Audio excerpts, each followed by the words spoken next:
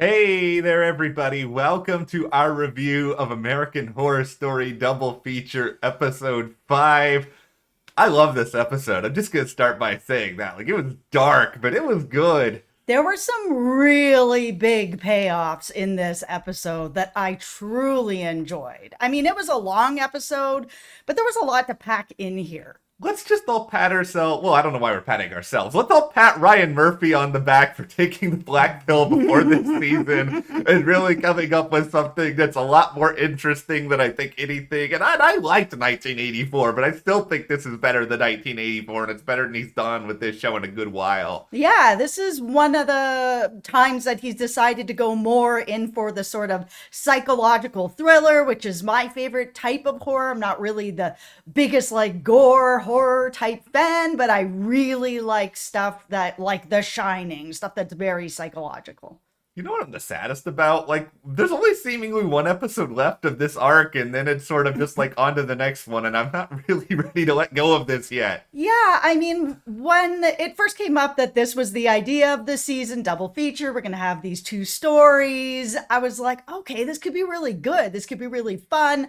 But now that we are coming to the end, it's like, oh, 6 episodes, that's it. It's starting to feel like this needed more. There's a lot of characters still. Is it all going to really be wrapped up in this last episode or what? I could have had a whole season of this and been very satisfied. Here's what Ryan Murphy did to all of us. Hope you're prepared for this, everyone. He was like, you know what? All you people who are out there saying that my seasons were stretched out too long, that I introduced a bunch of weird stuff at the end of them, and I didn't know when to let them die. I'm killing this one early, so you're welcome. This is what's happening now. I'm punishing you all for your criticism. Well, if you don't want to miss any more of our American Horror Story, that will be coming up. Make sure you hit that subscribe button. We will be here all season long. And then, the fall season's also starting to kick off. Blacklist is coming up, Succession, Witcher, Cobra Kai, Yeah. Dexter, Yellowstone. We have tons and tons coming up. Now, I know we also missed last week's episode. So for those of you who didn't know, we had taken a short break for 4 or 5 days. By the time we came back just the other day, it was a little bit late. So first, let's just touch on that episode because that episode that really focused in on Belle Noire was so good. I mean, we don't make it any secret that we're fans of Frances Conroy. No. She is brilliant. It was really good to have an episode that was all focused on her character, sort of see where she started, where she got her first feeding, why she decided to do this. It was great. 10 out of 10. That episode was so it touched on all my worst nightmares because there's nothing, as someone who loves writing, there's nothing more terrifying to me than the idea of, oh, I'm gonna have a book reading. It's something I haven't gotten to do very much of. This is so exciting, and then you show up and then there's just only two people there. Yeah, and one of them's on their phone. Yeah. I don't know what I would do with myself. I think I would just cry and leave. That was so good. All that episode was really, really great. I mean, I still don't know technically if it was necessary, but at the same time, I enjoyed it, so it doesn't matter. I love episodes that are just character exploration of really one character, and I don't mind the indulgence. I liked it.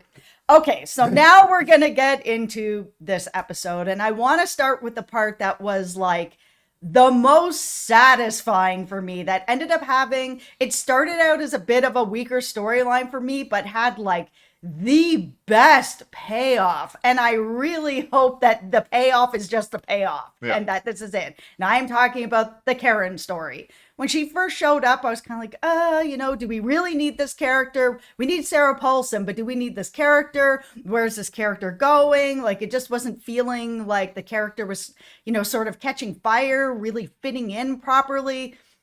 And then this episode, the relationship, of course, with Mickey was strong, important. There was a betrayal that she felt there.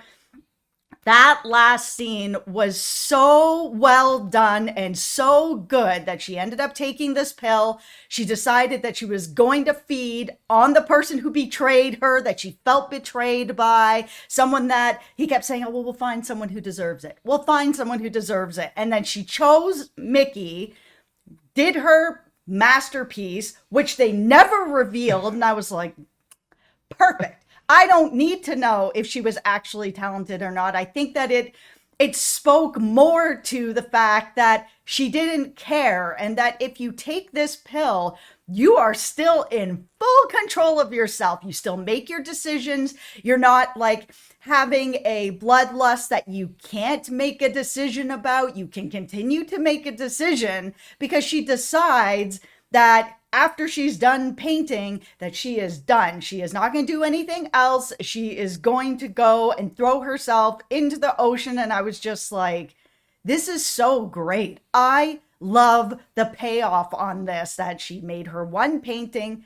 Who knows if it's good or not? She doesn't care. It's irrelevant. The purpose is to then stop this from continuing on for herself as a choice. Loved it. Loved it. Loved every second of it. And like I feel like this is Ryan told Sarah Paulson that this one scene, and I think this one scene is the sole reason she decided to do this season, because it was so good. And I love that they didn't show the painting, because there's no way that could have ever lived up to like the hype or what anybody would picture that painting to be, because art is so subjective.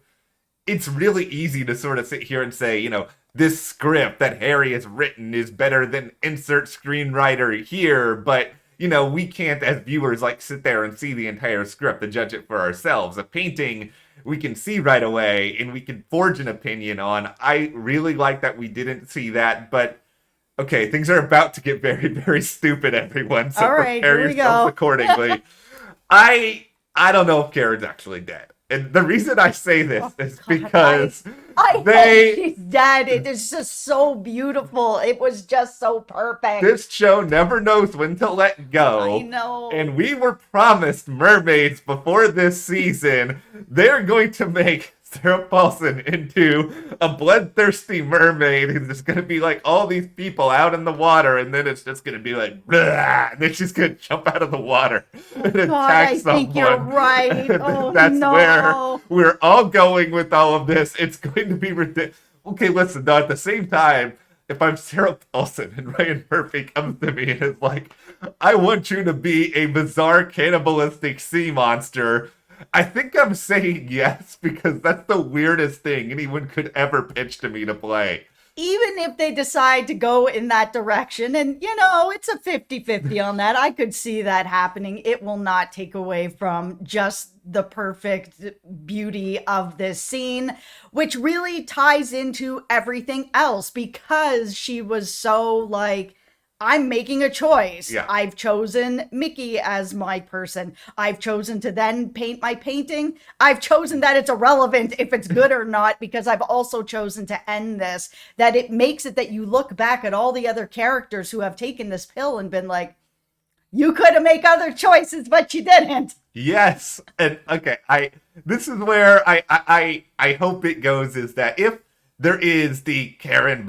sea monster out there, I'm just going to hope that is like a version of her that's no longer in control of herself. Like, I think that this, as you mentioned, this should be the ending for like the character Karen, who has some element of like self-sovereignty and can control what she actually does. Yeah, and that we walk away, or a lot of us, I think, will walk away really satisfied with that. And that is what I think Ryan Murphy is looking for, the redemption of we walk away satisfied. And yes. Right now, I'm very satisfied with that.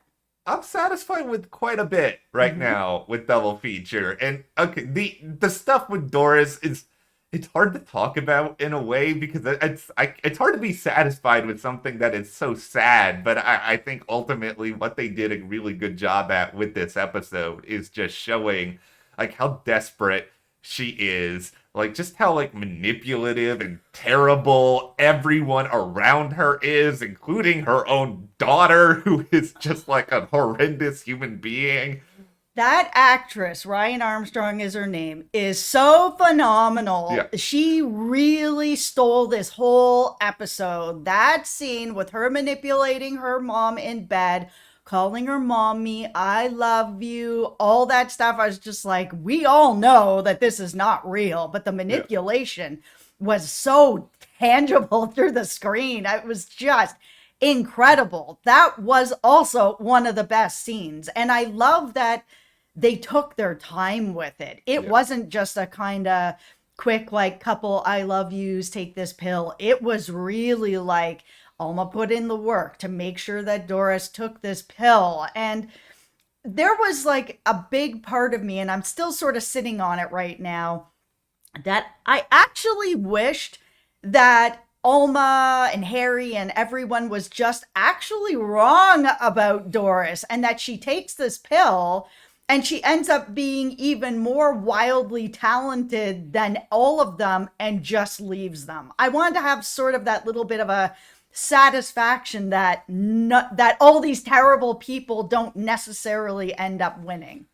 I kind of thought a lot about that too. I didn't think about it in that way because I was thinking more about it in the, okay, well, what if she ends up basically doing what Karen did and ultimately, takes the pill, is good at it, but it's like, well, screw you guys for putting me in this position. But they probably didn't want to do the same story twice. Like, the angle that you proposed would have made me at least happier because what they actually chose was just terrible. Listen, the zombified state people, I call them husks. I think it's just because they remind me of the husks in Mass Effect. Yeah. But watching her turn into this and like losing her hair and just like slowly progressing into it, like it was so difficult to watch because she didn't deserve any of this. No, that's why I think I was just, for that little bit of time, I really hope that they all underestimated her and that if she found out that she was actually way more talented than all of them and left them all in the dust. But it was still very satisfying to watch Lily Rabe in this role of Doris and playing this just desperate, sad, confused, not knowing what to do, drinking the soup, which of course was not just soup. I'm sure that it was just really good material. It was really good material. They played it really well. I mean, we're set up now where we've got all of these just demented black pill people running around out there. Ursula's still got her plan that she's trying to throw into fruition here. Yeah, and then that scene with Harry was so delusional. I mean, him also kind of being like, I love you, but, everybody's right. It doesn't matter. I love you, but not really, because I was always going to end up getting bigger than you and leaving you for some starlet. And I was just kind of like, okay, listen, like, you're going to be a famous writer, and famous writers usually do pretty well in the romance department, but you don't typically see like starlets and Hollywood elite on the arms of the writers. You see them on the arms of Brad Pitt. So like, Harry, take a step back for a second. You'll do all right, but you're not going to land like Angelina Jolie on your arm. Listen, Harry, the majority, I've seen a lot of pictures of a lot of these writer types out there. Damon Lindelof, I know what you look like. You all kind of look like me. So ultimately... Okay, Harry doesn't look like Damon Lindelof, and, don't put yourself down here. Don't sell yourself I'm just saying that, we're all bald. We all have the glasses. Harry is not an accurate depiction. This video is going sideways here. Okay, so listen...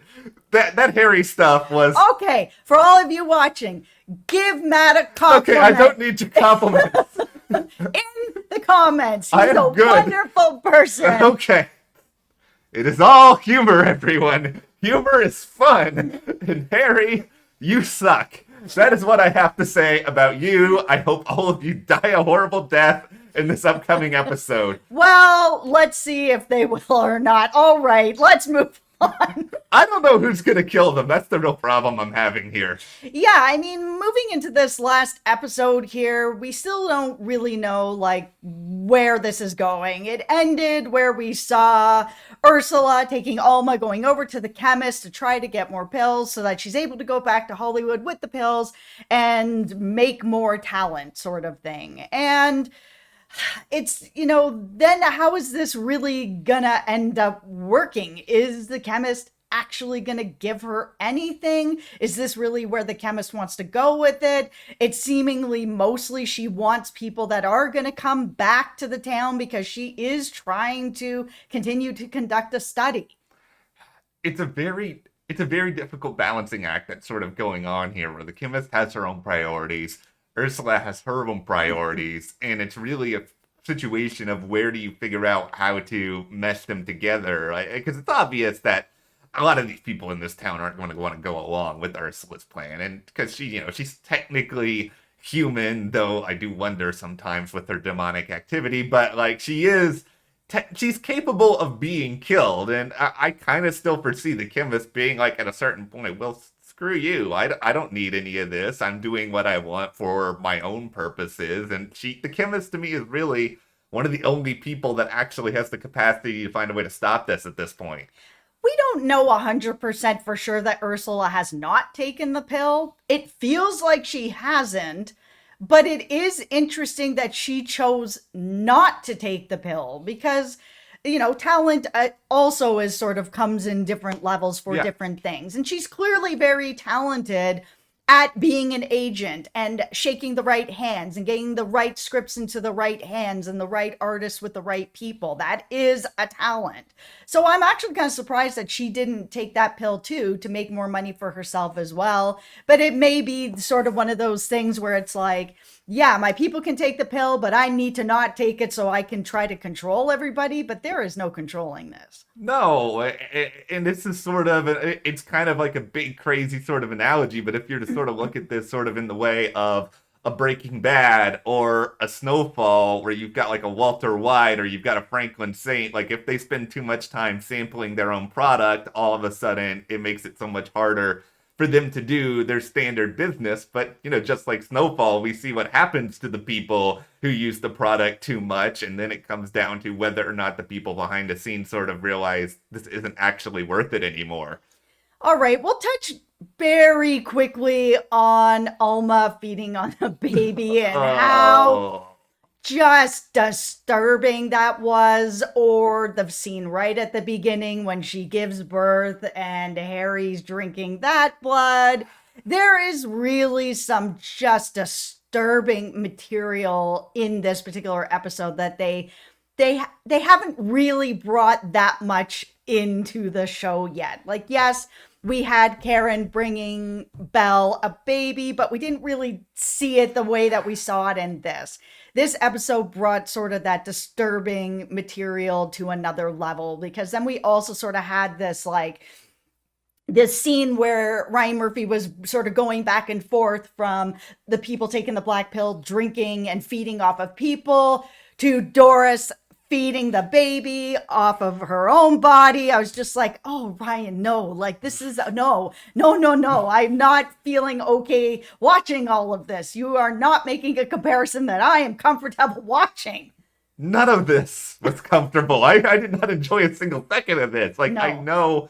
I know it was intentional. Like, I know you wanted us to feel uncomfortable and understand like how messed up all this is. So I guess mission accomplished. Absolutely accomplished. There was really great stuff about this episode. There was stuff that made my skin crawl, which, mission accomplished. There was a lot of really good. This was a great episode. Yeah. This was a great episode. It was, it's really a fun episode of American Horror Story. I don't know if fun's the right word, but when we're able to spend like 19 minutes talking about it, and it feels like, we could go for like another 20. I mean, we'll cut it off now, but ultimately, what did you guys think about this episode? Where do you think we're going? Who do you think is capable of stopping all of this? Also, leave a compliment for Matt. Okay, no, leave the compliments. I'm happy with my boldness. I'm just kidding. Is Karen going to mermaid zombie eat people in the ocean? Oh, dear. Let us know. Give us a like, subscribe. Thank you guys so much. We'll see you here next time.